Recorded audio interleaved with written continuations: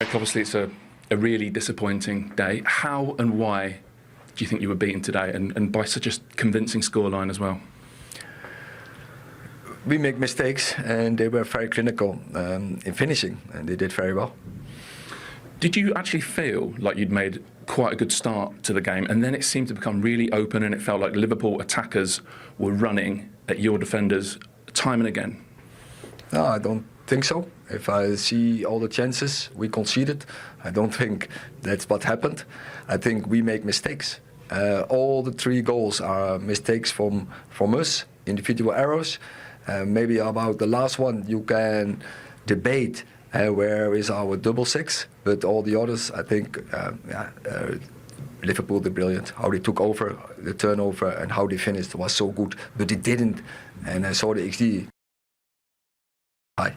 So, your opinion of the game would be 3 goals from mistakes, sure, but the general play of the game was quite even. Is that your view of it? No, it's don't argue this. It's clear. Deserve in Liverpool, and we have to be humble. We have to take this and then improve our game. It was no surprise that Casemiro came off at half-time. Was it almost a kindness to him to take him off after such a difficult first half, or are you just thinking, no, this is what the team needs? The last one, that is what the team needed. You know, when you are 2-0 down against Liverpool, they are so good in, you have to take more risk, it will be more open, and so that is my assessment. It's logical when you are losing the game against Liverpool, you have to take more risk, and I have to give a compliment to the team. They kept fighting, they kept sticking together, but the ground, what you have to cover is bigger, and then you bring a player as Toby Collier, and he has big, great legs, he can cover the ground. How did Casemiro take the news at half-time? For a player of that status to be taken off at half-time, it's quite a big thing. Did he accept the decision okay? It's, you know the game, he knows the game, and he will go on, we will go on. It's a great player, and we will continue in the season to improve the team, but also improve the players. Do you think he can come again? I mean, it's maybe not a nice question to ask, but physically at 32, is there still more to give, do you think? He improved. He showed so often that he's a great character.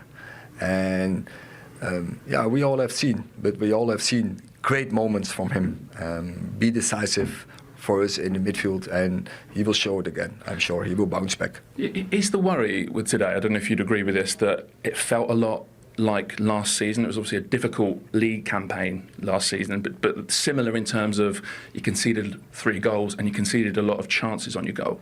Did it feel like last season? I don't think you are right, but you just say, I saw the XG, which we conceded. We didn't concede so many goals. And no, I don't have the feeling that we are in the same pattern because I didn't see it. I think it was sometimes open, but we took risk. And I think I have seen some good things, but I don't want to talk about this after a defeat from 3-0 against Liverpool. Well done, Liverpool. All the compliments. We have to be humble, and we have to improve our team. I know you just said you don't want to talk about it, but there did feel like a bit of positivity going into today, particularly what you'd done in the transfer window. A couple of performances. I know you lost at Brighton, but does this sort of take away that feeling of positivity? Is that the worry that it sort of sets the tone? No, not for me. I know many games to play, and I know where we will be in the end of the season.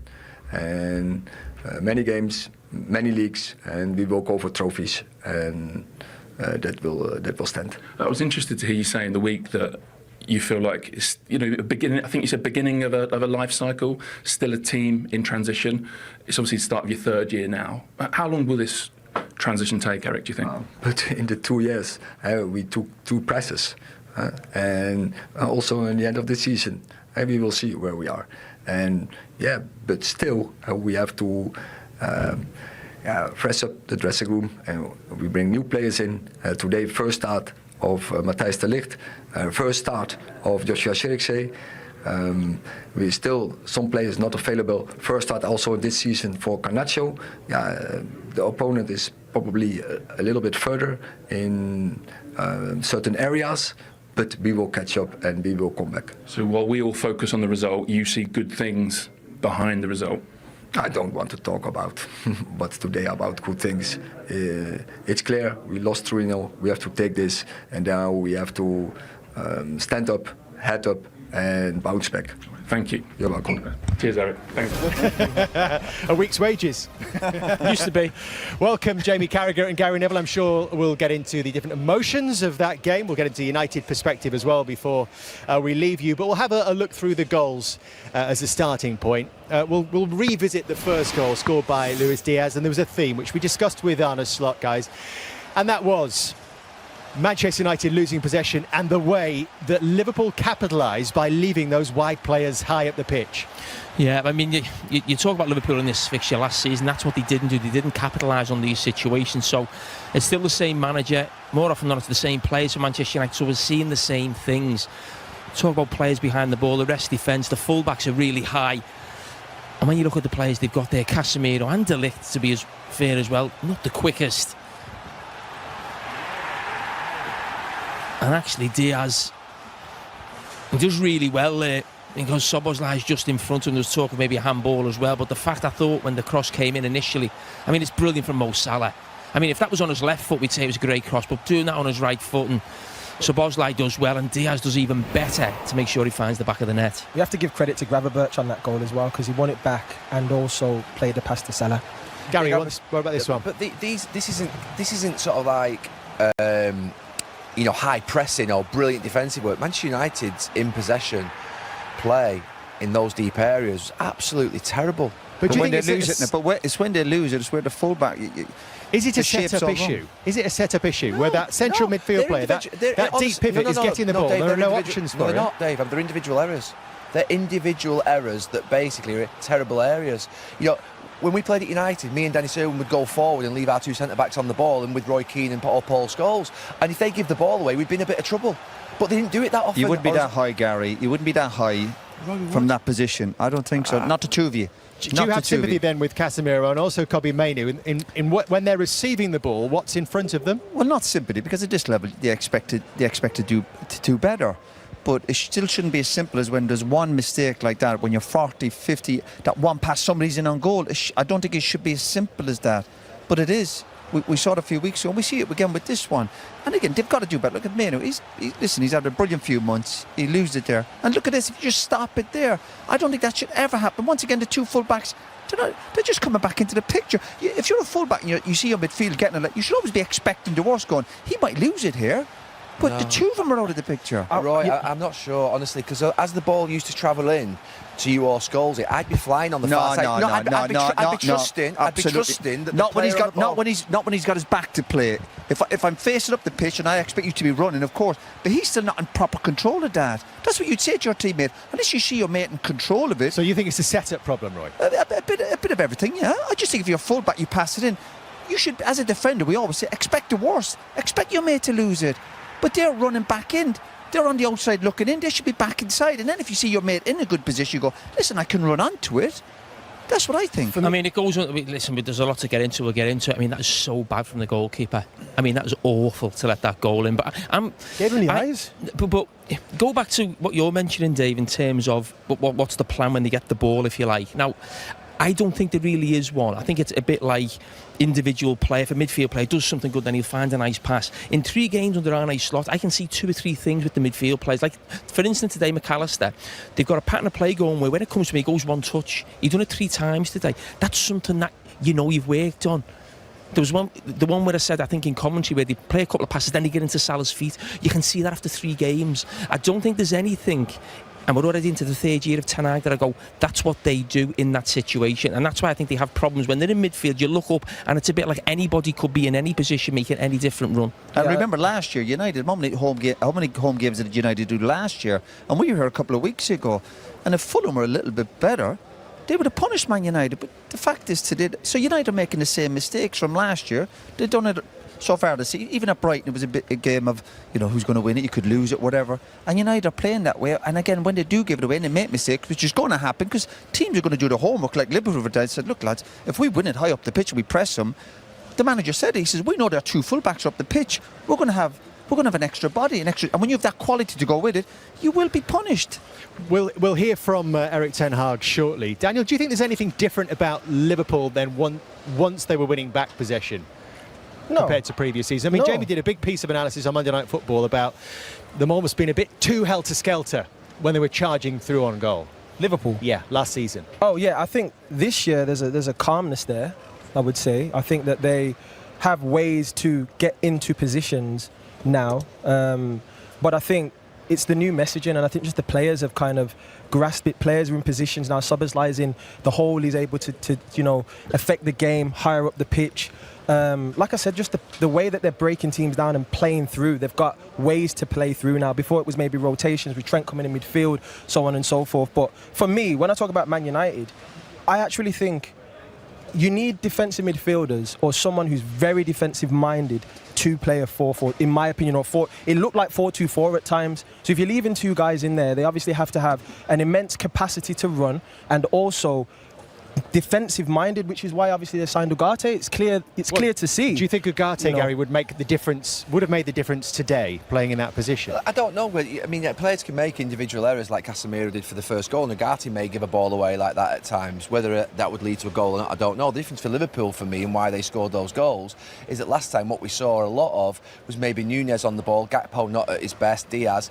The ball fell to Mo Salah. Mo Salah is a different level than any of the players that are playing out on that pitch today. He's a different level, and he's absolutely world class. So for me, the reason sometimes it can look a bit frantic for Liverpool is when it ends up with maybe Diaz, or it ends up with Nunez, or it ends up with Gakpo, and they can look a little bit sort of like unorthodox. Salah gets the ball in those two areas, and he's just perfect and precise, and that was the difference. Jamie, he did say to us, Mo Salah, I know you weren't here at that time, he did say to us, this is my last season at Liverpool. He said, I haven't heard from the club. Well, there is a positive out today.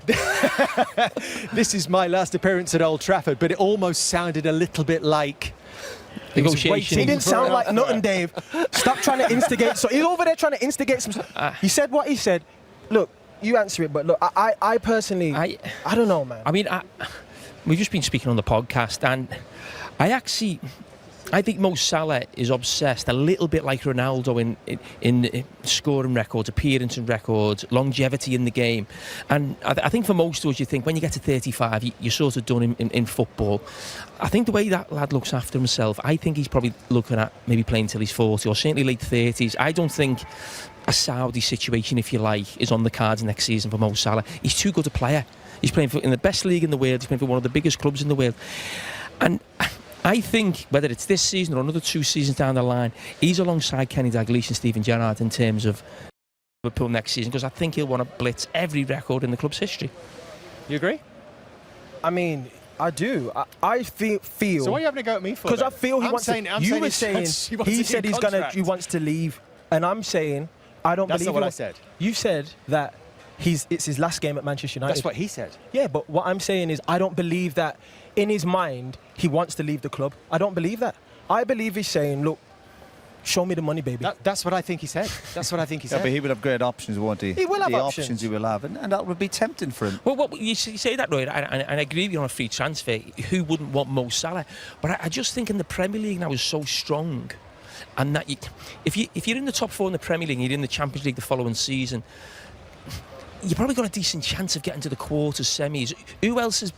We always say Real Madrid or Barcelona. Barcelona are not the force that they've been. They've got huge financial problems. Real Madrid, we know, are a level above anyone. Would they bring in Mo Salah at his age? He's gone abroad before, hasn't he? So his experience gone abroad before. And again, sometimes family decisions, lifestyle. Listen, whatever we say, whether we like it or not, the money does come into it. And he'll certainly be getting offered more money than maybe what Liverpool could afford to give him. So all that... And he'll certainly be getting offered more money than maybe what Liverpool could afford to give him. So all that has to go in the mix. But when he was here, he was quite chirpy and quite happy, as he would be after a good result.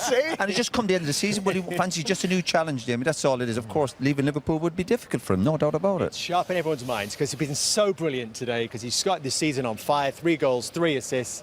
And Daniel was obviously suggesting that he was leaving, but I wasn't suggesting anything. Well, he said he is leaving. I think he wants to stay. He wants a contract offer very time soon. We have got a lot more to do here at Old Trafford this evening. I'm hearing that Erik ten Hag is imminent. So in the meantime, we are going to cross to the States to hear more about the US Open. United, Listen, do you know what? You can try and dress it up a little bit, but United were shocking, really shocking. Every time Liverpool went forward, they looked like they were going to score. One or two passes they were in on the United's back four. Obviously, certainly a couple of big mistakes from an experienced player. Then a mistake as well at the start of the second half, 3-0. Yeah, not good. You know, there's been a lot of good PR for United the last few months about plans for the stadium, blah, blah, blah. But today, in a big game against Liverpool, it's just, I'm just really disappointed that United didn't turn up, and I just think playing for Man United, what should it be about? I'm always surprised when the game's over after 50 or 60 minutes when you're playing for Man United. I know you can have an off day and you can have bad days, but for the game to be over after an hour, it's hard to accept. 3-0 after 56 minutes, and Mo Salah had so much to do with that today. 2 assists for him, the goal as well. Mo, in you come. Congratulations. I mean, where's your shoes? What's going on? He's left his shoes behind. The dazzling boots are in the dressing room. Congratulations. Be careful I don't step on your foot there, just intentionally, maybe, yeah. Talk us through that then. What emotions are going in that Liverpool dressing room right now after that demolition of Manchester United?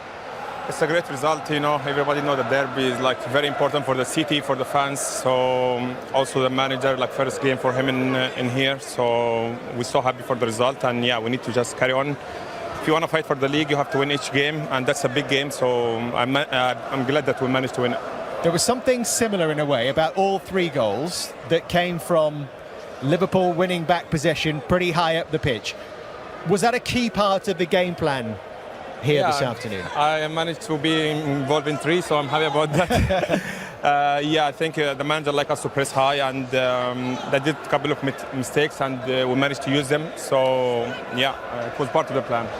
And when you do win the ball back, moving it so quickly. Now, we've seen that from Liverpool before, but is this different? The precision that we're seeing in these Liverpool attacks. It's not a big difference, because with Jurgen first a few years we were always like this. We tried to get the ball as high as possible. Then with the time we managed to change our system or the way that we play. But yeah, it's quite similar than like 7 years ago. But yeah, I think the manager has his own system, and we all try to adapt to that. Aki, you got to talk to me about your summer. You've come back, bro. You're smiling ear to ear. You got a new trim. Listen, what's the vibe, man? What was the summer for you? You've come back, you're flying, you're sharp. 3 goals, 3 assists. Tell me about it, bro. Honestly, I had a good summer. I had a long time to just to stay with myself and try to think positive, because as you know, this is my last year in the club. I just want to enjoy it, and just I don't want to think about it, but just like I feel I'm free to play football, and we'll see what's going to happen next year. Can I ask you something? In the second half, are you surprised, Mo, how easy it was? Did it seem like an easy game? Well, you scored 3 goals. You could have scored 5, 6 goals. The chances you missed.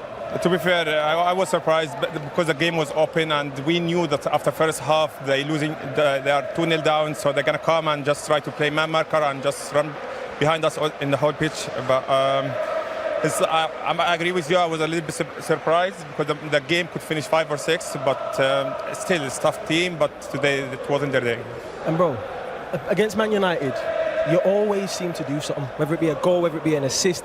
Today Scored you did here. Yeah, 7 games in a row. You did the assist, and I know you was thinking, yo, I need a goal. Yeah, to be fair, I just I was in half time. I managed to give 2 assists, and just like it's my time to score. I want to score. I love to score. This is something I really love to do, and as much as I score and the team winning, that's the most important thing. Well, if we don't know, his name is Mo. And this brother loves to score them goals, baby. He loves to score them goals. What else has changed, Mo, with this manager? It's been a brilliant start for him. It's quite tricky to say, but I think everybody now, also before we have Jurgen for 7 years, so it's kind of you get in comfort zone somehow. He was always trying to push us outside our comfort zone, but when you are with the manager for 7 years, somehow you get into the comfort zone. But with the new manager, he comes with his style, and he just wants everybody to adapt. And he had a few meetings with the senior group, and just he told them, look, you need to set an example for the young players, and yeah, you need to work hard. And yeah, I think we're following his system well, and hopefully we carry on like that. And if this is your last season, as you say, this could be your last time ever playing here. Yeah, to be fair, I was coming to the game. I said, look, it could be a last time. Nobody in the club talked to me yet about contracts, so I just like, okay, I played my last season and see it in the end of the season. You'll miss this place though, won't you? I would, my You might second come back favorite in the place. FA Cup. You might come back in the FA Cup. I don't know with which club, but so far, yeah, my last game here was Liverpool. Well, look, we hope that it's not. You know, I hope. It's not up to me, but nobody talked to me about from the club, but we will see. We wish you well, Mo. Congratulations on a Thank you brilliant very start much. to the season and Thank you. a great day for Liverpool today. Thank you, Mo. What was the line? If you don't know, it's... If you don't know, it's Mo. Yeah, and you can't really argue with that because 3 don't know, goals, now 3 you know. assists, 3 games into the season. As Daniel said, it looks like he's He was really brilliant. enjoying his football. You know, talk about world-class performance. He was brilliant. He's a threat, his goals record, his little touches, his movement. And again, when you're watching him live, you see the bigger picture. Honestly, great example. You know, I really enjoy watching him. Obviously, it's hard to take for United today, but you've got to give credit where it's due. He is a world-class player. Roy didn't like our exchange. We had a little bit of banter together, you know, just... Yeah, I know, but listen, I warned you before. You're going to say humble in victory and defeat. You obviously didn't listen, did you? I was having a chat with my old pal. That wasn't a chat. That was a bromance thing going on. Daniel, are Liverpool going to let him go? I'd be surprised. It's To not be up to honest, Liverpool. I'd be surprised. I'd be surprised. I think Mo has obviously achieved pretty much everything he could at the club, but I've not seen him happier. The way he was speaking then was as if, like, you know, I want to be at the club. If the club are going to give him what he wants, then he's going to stay. That's inevitably what's going to happen. But the way he looked there, he looked happy to me. I've not seen him smiling ear to ear like that before. So to be fair, I really hope he does stay because he's been magnificent. He's in control of all of that. Yeah. I know the clubs 100%. have policies about length of contract when players get to 31, 32, whatever the Liverpool situation is, but he's in total control of that. He'll decide what he's going to do, whatever contract they might come up with. You think they'll obviously have to offer him a contract. He's an amazing player, but he will have, well, put it this way, he will have plenty of options. He certainly will. And you see how sharp he is today. He's talking about almost this kind of freshness within the club. And let's talk about these goals from a Liverpool perspective, first of all. Danny, there's loads of time to pick the bones out of United later. Absolutely. I mean, in this moment here, we mentioned Casemiro earlier on, but it's the cross from Mo is absolutely magnificent. Szoboszlai's awareness to leave it, and Luis Diaz decisive with the header. It's a fantastic move, to be fair. For me, I feel like when you're looking at the numbers here, we're seeing 5 versus 3, man. And they're This all is- like sprinters, those 4 that were coming behind Diogo Jota, all ready to fire out the blocks. Well, yeah, the thing is, you're licking your lips as an attacker if you're running at the defence and you see 3 defenders, 5 players barreling forward. In the end, it was too open, and Liverpool punished the mistakes that Manchester United. United aren't good enough to play like that. They can't have their fullbacks getting forward like that. As soon as they make one mistake against the good teams, they're going to get punished. We're almost going around in circles talking about it. They're not good. If Casemiro's made a mistake, of course he has. An experienced player, he's got to take a touch in it. But he's got fullbacks running ahead of him, and it's just not on. Just have a look at this as well from Diogo Jota, Daniel, and the role of the centre forward almost in this position, in this situation. Yeah, and that's the awareness of him to say, I'm going to make a run now. I'm making a run that's going to pull the defenders this way. And he's telling everyone where the ball needs to go at the same time. Absolutely. Fantastic from him because it's an unselfish run as well. You can easily say, I'm going to peel to the back post and try and score, but to do that is fair play to him. Roy, just before you go on there, we are joined by the Liverpool manager, Arne. Well done. Congratulations, Arne. Thank you very much for joining us. Did it play out pretty much as you envisaged, as you hoped it might? Not the first few minutes. I think United started really aggressive, and we had to fight ourselves through that period. I think they took 2 or 3 corners as well. But if you go to Old Trafford, you know that there will be tough moments, and we fought ourselves through that. And one of the main things what I liked is after scoring a great goal, which was disallowed, that we just kept on playing the way we did before. And in the end, some nice goals. And we needed Alisson in the second half to make 2 important saves, but a deserved win, I think. Can you tell us something of your game plan, particularly when it came to United's build-up from the back? There's not a specific game plan in the build-up from the back, so we always want to press the opponent high. That's what Jurgen did. That's what we tried to continue. The game plan was more when we had the ball, where normally in the last 2 games, Dominic Szoboszlai played more from the right. Today we played him from the left. But without the ball, we always try to press as high as we can. and we scored I think a few goals from a high press. Yeah, yeah, and one was disallowed. And that was from playing out from the back. So I would have loved that one to count, but unfortunately it didn't. Arne, I saw your press conference and you mentioned that Manchester United's style is different this season in your opinion. What did you identify that allowed you to get this result today? Last season they were man marking on the midfield and they had a press with the 7-9-11, so with the striker and one of the wingers jumped with him. This season they are more with a 9 and 10 press, so they're more in a 4-4-2. So that's different, of course. I see them, in my opinion, working harder if the ball is being played through them. So they run more than. So that's at least what I saw in the first games of them. Yeah. Did you know when you would win it high up the pitch, you would be straight at them, really? As simple as that, if you could win it high up? Simple as that. So their style is also this season, maybe last season as well, that I don't remember that well, but their fullbacks are 9 or 10 times really high, and then Casemiro comes in between. So if you pick the ball and you can keep Luis Diaz and Mo Salah high, then you're constantly in a 1v1 situation. And then you need midfielders that can run, and we had 3 of them today that kept on running, and if they arrive in a duel, that they are aggressive enough to win it. So that was, I think, one of the main things why we could win today. Is that in some ways a gamble from you in a sense to make sure that Mo Salah and Luis Diaz are staying high up the pitch? It's only a gamble if they play through or over that they stay where they are, but if they then sprint back, it's not a gamble. And I think today we saw a lot of moments where our forwards, but the whole team, but especially also our forwards, tracked back so aggressively.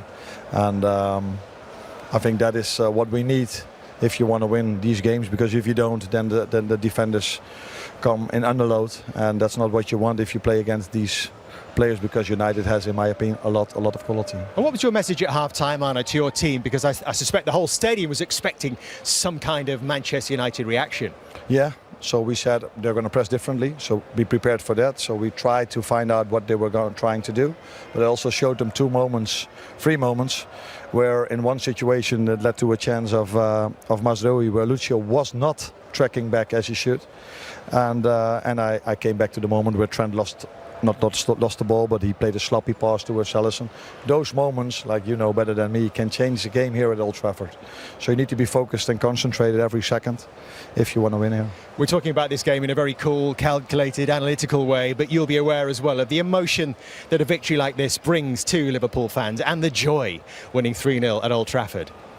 Definitely, but tomorrow I go back to the Netherlands, and if I'm then in my hometown, okay, people will probably talk about it, but not as much as over here. So it's a good win, but if the players come back from the international team, so many games have to be played in a short period of time. So it's a good start. It is a dream start, Arne. Might the fans be getting a little bit excited? Is it okay for them to get carried away?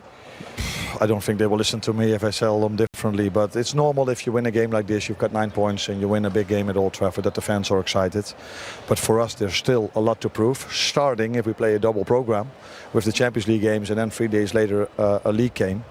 Then we have to be ready, and 2 years ago was the last time Liverpool played Champions League, and we all know what was the end result of that season. So for us a lot to prove if we play Champions League and in the weekends. We wish you well, Arne. Thank you so much for talking to us, and congratulations on a huge result today. Just 3 games into his Liverpool era in the Premier League, Arne Slot has won at Old Trafford by 3-0.